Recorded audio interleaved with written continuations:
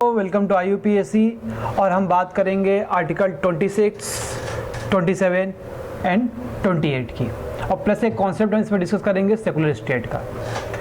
तो जो हमारा आर्टिकल 26 है ये freedom to manage religious affairs, ठीक है, कि जो रिलीजन में अफेयर्स आ रहे हैं उसको फ्रीडम दिया गया है मैनेज करने के लिए।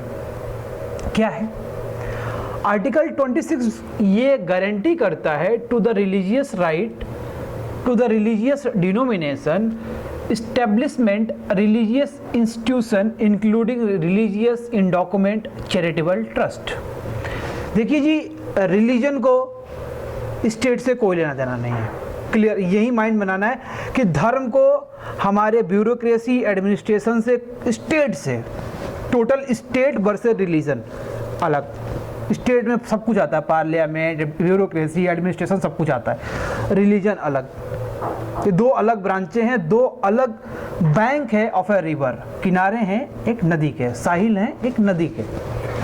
तो ये गारंटी ये करता है कि भाई देखो जी, अब रिलीजन के लिए आपने स्टेट से अलग कर दिया तो क्या बोलोगे? उनको कोई ज़मीन चाहिए जहाँ मंदिर वंदिर बना सके, कुछ अपनी पढ़ाई लिखाई करा सके, रिलीजन के बारे में बता सके, तो उनको ये गारंटी दी जाती है कि वो अपने रिलीजियस इंस्टीट्यूशन को इंक्लूडिंग रिलीजियस इंडॉक्यूमेंट, चैरिटेबल ट्रस्ट बना सकते हैं, कोई दिक्कत नहीं है, उनको ये फंडामेंटल राइट है।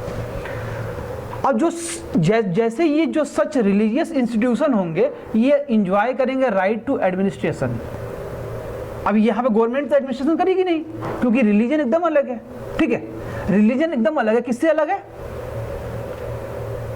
स्टेट से अलग है। जब रिलीजन बिल्कुल अलग है हमारे स्टेट से, तो क्या करेगी? अब स्टेट, अब जब रिलीजन ही अपने एडमिनिस्ट्रेशन को देखेगी तो क्या बोलेगी? Their own matter of religion enjoy right to private property as well.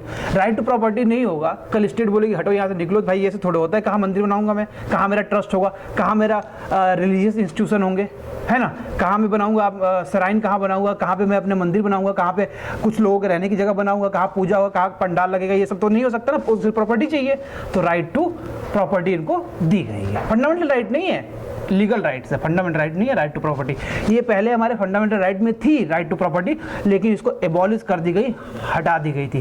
पहले 7 फंडामेंटल राइट थे, लेकिन राइट टू प्रॉपर्टी जो फंडामेंटल राइट थी इसको हटाकर एक लीगल राइट्स बना दी गई under article 300।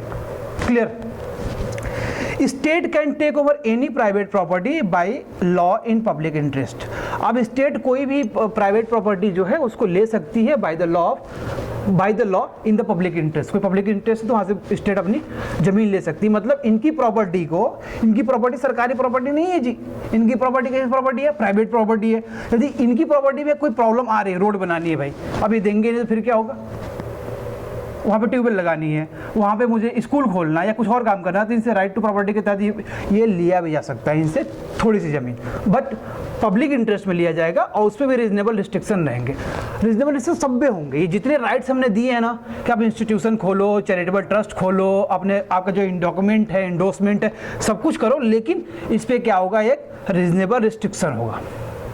Public order, decency और मोरालिटी को मेंटेन करके ही आपको क्या करना पड़ेगा? ये काम करना पड़ेगा, ठीक है।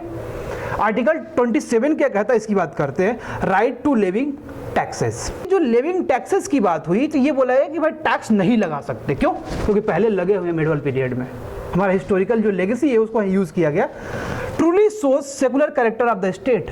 ये ट्रू कैरेक्टर बता रहा है, सेकुलर कैरेक्टर है हमारे स्टेट का। और सुनो जी, सेकुलर जो कैरेक्टर नेचर है हमने कहीं से लिया नहीं है, ये इंडिया के इंडियन कल्चर इथोस में पहले से ही था, in the form of sarvadharma sambhav, means all religions are equal. Okay. Prohibit state to levying and collection of taxes on a particular religion. किसी पर्टिकुलर रिलीजन पे आप टैक्स लेवी नहीं कर सकते, नहीं लगा सकते, ठीक है। अब देखिए सेकुलर स्टेट की बात होगी यहाँ तक। सेकुलर स्टेट क्या होता है? सेकुलर स्टेट जो होता है वो ना लव रखेगा ना हेट रखेगा, वो न्यूट्रल रहेगा टुवर्ड्स द और रिलीजन, ठीक है। रिकॉग्नाइज एवरी रिलीजन इक्वल, सभी रिलीजन को इक्वल बोलेगा जो भी सेकुलर स्टेट होगा। तो देखिए यहाँ पे बड़ा अच्छा डेफिनेशन दी गई है सेकुलर स्टेट की, जो हमें यूज करनी चाहिए। Secular state is neither religious, secular state is neither religious nor anti religious और इन रिलीजियस, ना ही वो रिलीजियस होगा, ना ही वो एंटी रिलीजियस होगा, ना ही इन रिलीजियस होगा, but only non religious in nature.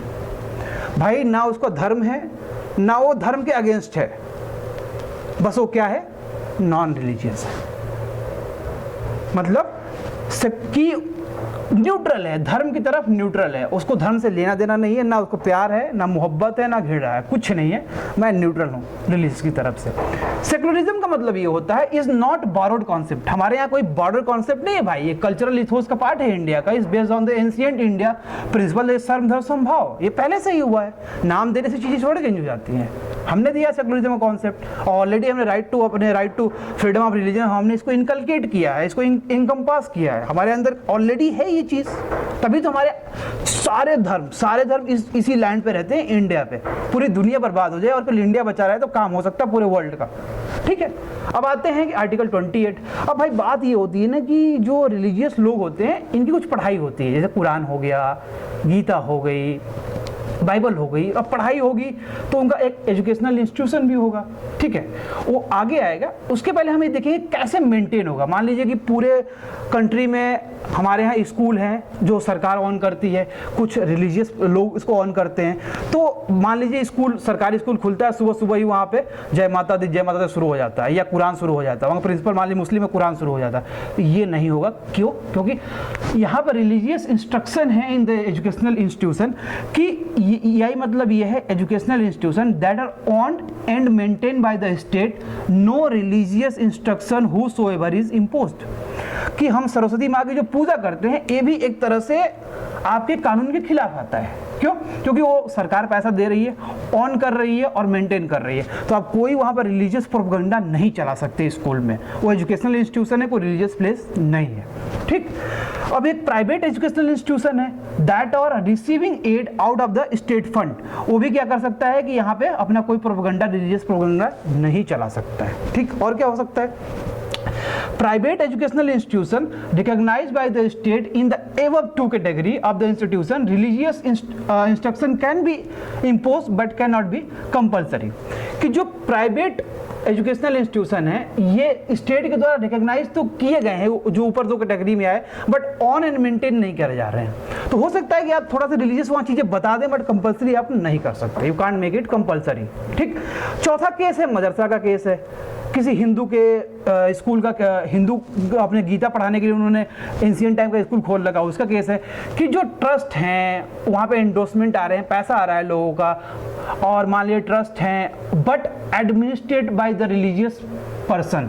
देखिए ट्रस्ट है, पैसा भी गवर्नमेंट ला के दे रही है, ठीक है, किसने बनाया?